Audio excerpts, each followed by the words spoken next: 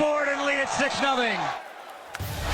Ha Clinton-Dix with more interception return yards tonight than any of the Redskins receivers had yards. It was such a night for him. I'm talking about the Redskins like that. Win. I'm just stating facts. You know, numbers don't lie. 31-15. That is the number of the final score up there for the Bears in this Week 3, the finale of Week 3. And let's hear from the man that had such a great night for those Bears, Ha Clinton-Dix. What kind of got you guys off tonight? We knew they came in bunches. Kyle did a great job starting us off last week, and we just knew we had to continue fighting. You know, when the opportunities came, we had to capitalize on them. On the pick six, first, what did you see in the pass, and then when you had the ball in your hands? I look up matchups. Number 3 is a good player. I'm in the 18. He was in the 3 spot, and I was just following the quarterback eyes, and I made the play on the ball. When you got the second one, did you think you had a chance to take it back? Most definitely, man. Being a part of this team, we emphasize on scoring. You know, we don't care about catching the ball, we care about scoring. And that's the mindset on defense. So going back to the first pick then, you catch it, you've got Eddie kind of with you, Prince is in front of you. What did you see, and what did you try to set up on the return? On the return, all I saw was number 39. I know he has the best vision in the world, and I just kind of followed his jersey number into the end zone. It happened so quick, I don't even remember what happened, to be honest with you. How satisfying was it for your first touchdown? Man, it felt good. I haven't had a touchdown on defense since Little League. I don't even think I had one then. But it felt good, man, and I knew I wouldn't get it anywhere else but at this place. So I was excited about that. How close did you come before? Nowhere near. What was the celebration there? It was tug of war. We had been working on it all week, and I kind of went blank when it was time for us to do it, so I kind of messed it up. You guys get in a circle for tug of war? We kind of did at first, but we kind of pulled apart from each other, and we tried to make it happen.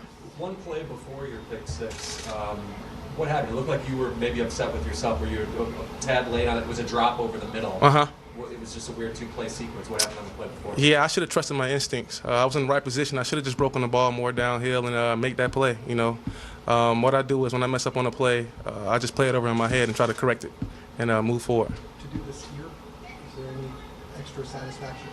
Hell yeah, it is. You know, this is my former team. I have a lot of guys on that team that I love, that I have great relationships with. So anytime you get a chance to come compete against your former team, man, it's always a little extra on the cake. So you never even got a pick six?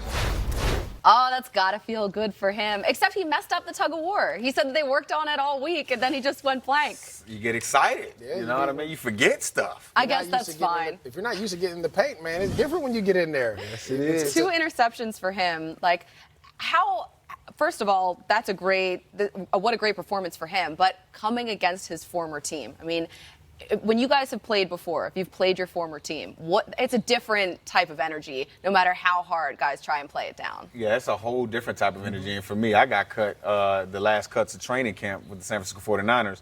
And our first game, and I got picked up by the Seattle Seahawks, first game with the San Francisco 49ers. So I stretched the team 5 days earlier as the captain, and now I'm on the other side of the team playing. Were you a double agent? No, yeah, of course I was a double agent. I told him everything. Yeah, you told him the whole playbook. All the signs and symbols and everything. But what a performance by the Chicago Bears defense. I mean, and when you have a pass rush, when you have guys like Khalil Mack coming off the edge, and I know it's easy for us to sit up here and glow and be glowing about Khalil Mack, but it's not just that he gets after the quarterback. He takes the ball away from the opposing offense. He plays the run well. He sets the edge, and then he's one of the emotional leaders for this team. As long as this defense is playing the way that it's playing, they're going to always be in games. And then the final piece of it, as we talked earlier, is Mitchell Trubisky. Can he make plays offensively? Yeah, the one thing about playing defensive back, and I only played in high school, but we were just talking about it. Please, tell me more. Go on, MJD. Yeah. He played in high school. No question, All-State, by the way. Okay. 2 years in a row. Right. But you have to catch the balls that are thrown to you. Yeah. So many times, defensive backs, they don't see it, and it hits them. And that's the one thing. When you have Khalil Mack and they're finding ways to get pressure on the quarterback, when the ball's thrown, you got to make that catch. Yeah. That's a tough catch because you're coming blind, too. It's going right over the receiver. You got to make it and then have the return ability. But this next one here, like, these guys are making great catches of the football when these aren't, well, this one's a little bit different, but the other two, the guys are making tremendous efforts to catch the football, and that's what makes this defense so scary is that they have the opportunity to take the football away from each level of the defense. The defensive line with strip sacks, the linebackers both get picks and strip sacks, and then the secondary be able to get the picks and take it to the house as well. Yeah, man, you think about just Ha Clinton-Dix. You know, he gets traded there from Green Bay, and they're trying to figure out, man, you know, you're not making plays. And he's like, man, this defense is just not allowing me to make plays.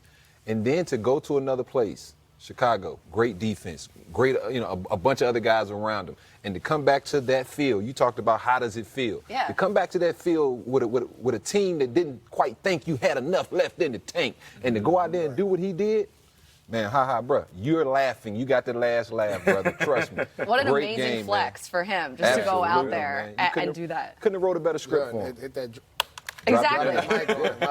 And then, you know, talking about Khalil Mack, he was so dominant in this game. 2 sacks, 2 forced fumbles. It's his first game with multiple forced fumbles in his career. His 13th with multiple sacks. But he is just so dominant, and I don't understand why the Redskins were letting him go unblocked multiple times. I mean, or sometimes they would just... Some of that stuff, and I'm not defending Jay Gruden here, but some of that stuff was a schemed up thing. You know, sometimes defensive ends don't know what to do when they don't have a tackle kick set into them. But oftentimes as a running back, when I would go up to a tackle, a lot of times they would pause because they didn't really know how to engage you. Possible screen, things like that. But once Khalil Mack kind of figured out what was going on with this offensive game plan with the Washington Redskins, that's when you have to slide the line to him.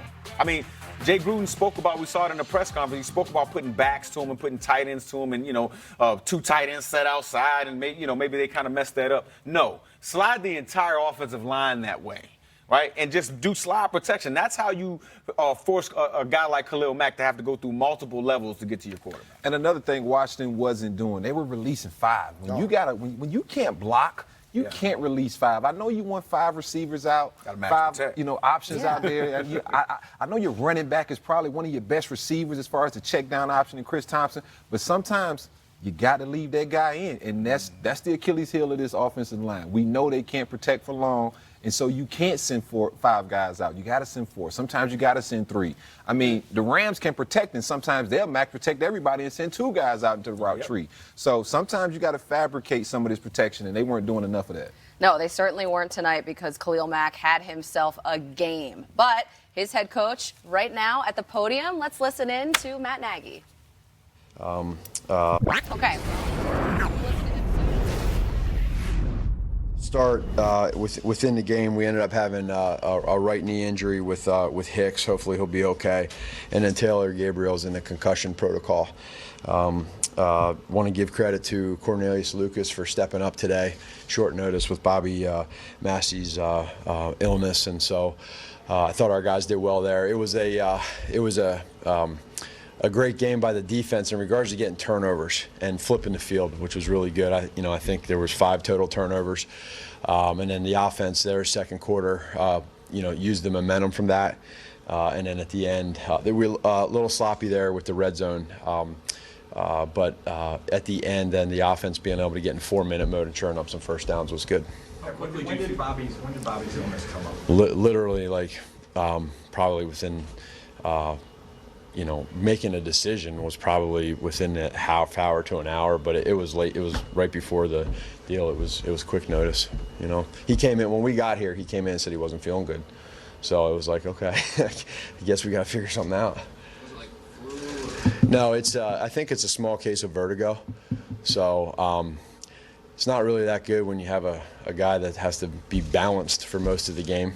And you're not feeling, real good with that. So we'll see where that goes, but hopefully he's okay. As injuries during the game go, Hicks, is there any preliminary thoughts on, just what you've heard, that kind of thing? I think preliminary. I don't have anything for sure, but I feel like he'll be okay. I don't have anything more than that right now. Was that something he was dealing with before this game? I think he's a pretty big dude, so his knees. These guys, man, their knees can get messed up a little bit here or there and wear and tear. But it just was getting sore on him, and so we'll kind of see where it's at in the next couple of days. What was it like, kind of battling what was going on with Eddie and deciding either some pregame or Eddie Pinero? Yeah, I was gonna say we have 3 Eddies, son. with the kicks. Yeah. During the game, what he can handle, what he couldn't. Yeah, it was. the going back and forth the last couple of days, we didn't really know. I mean,